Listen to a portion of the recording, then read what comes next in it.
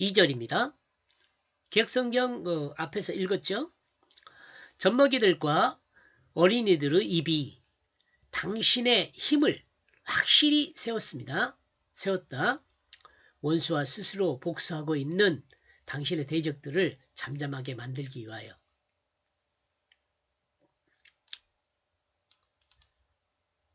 젖먹이와 어린아이도 알아요. 하나님을. 근데 원수와 복수하는 자들은 하나님을 대적하고 하나님을 모르는 거죠. 여러분, 하나님이 있으니까 하나님 눈앞에서 이렇게 막 하나님을 향하여 대적하는 그런 걸 또 이야기하는 거 아닌가 하죠. 원수들이 하나님을 대적하는 것은요, 하나님 백성을 향하여 대적하는 거예요. 말씀을 향하여 대적하고요. 말씀을 향하여 대적한다는 것은 성경 말씀이 하나님 말씀이 아니라고 하던가 하나님 말씀에 오류가 있다고 하던가 이런 엉터리 말로 대적을 하는 거죠.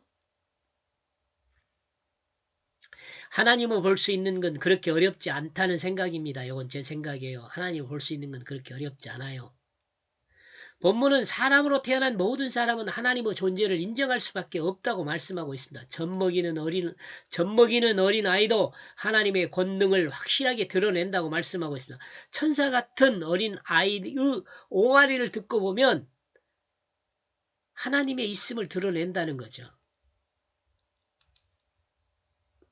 맨 처음에는 이 옹알이에 대해서 옹알이가 뭐냐고 생후 100일쯤 되는 유아가 약속된 소리의 법칙을 알지 못한 상태에서 반복해서 내는 소리, 이는 유아식 의사 표현이라고 볼 수 있죠.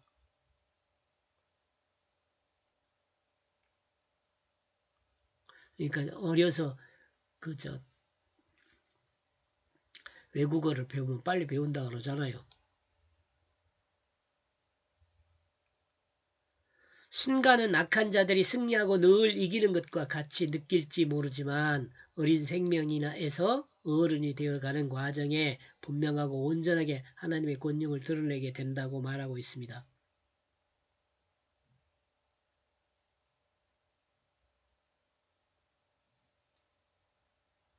악한 자들은 모르지만 어린 생명에서 어른이 되어가는 과정에서 분명하고 온전하게 하나님의 권능을 드러내게 된다고 말하고 있어요. 만약 이와 같은 것이 사실이라면 길지 않은 인생에서 자신이 저지른 죄의 결과를 본인이 경험할 수가 없다는 것을 우리는 생각해야 할 것입니다. 이와 같은 사실은 시간을 호령하던 정치인들, 그들의 인생 끝에서 죄에 대한 벌로 개인에게 감당하기 힘든 여론이 몰려드는 것을 보면 어렴풋이 짐작할 수 있습니다. 그 호령하는 목청은 어디 가고 이제는 조용히 뒷골목 후 뒤안길로 돌아가지게 되는 것을 목격하게 됩니다.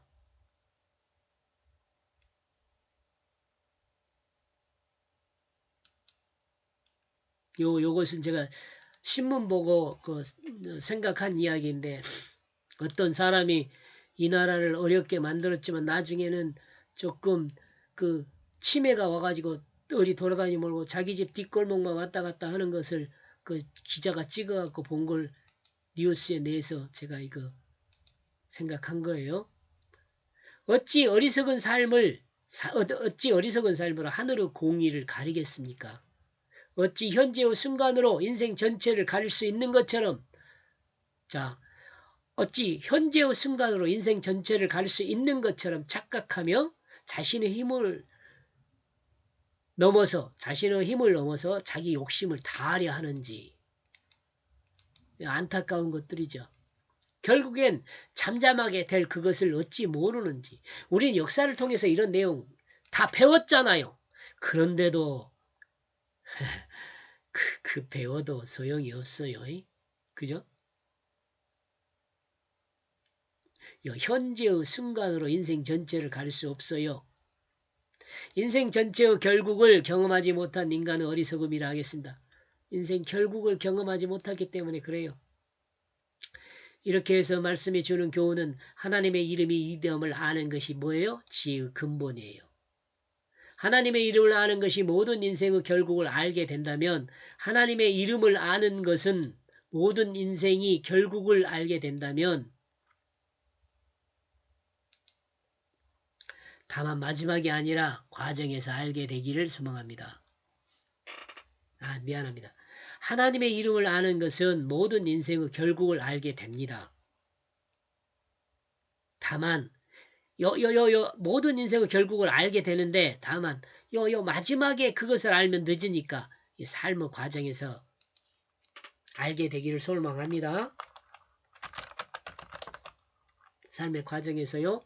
결국 자신을 드러내고 하나님을 대적하는 자들은 잠잠하게 될 것입니다. 여러분 알잖아요. 역사 보면 알잖아요. 여기까지 보겠습니다. 고맙습니다.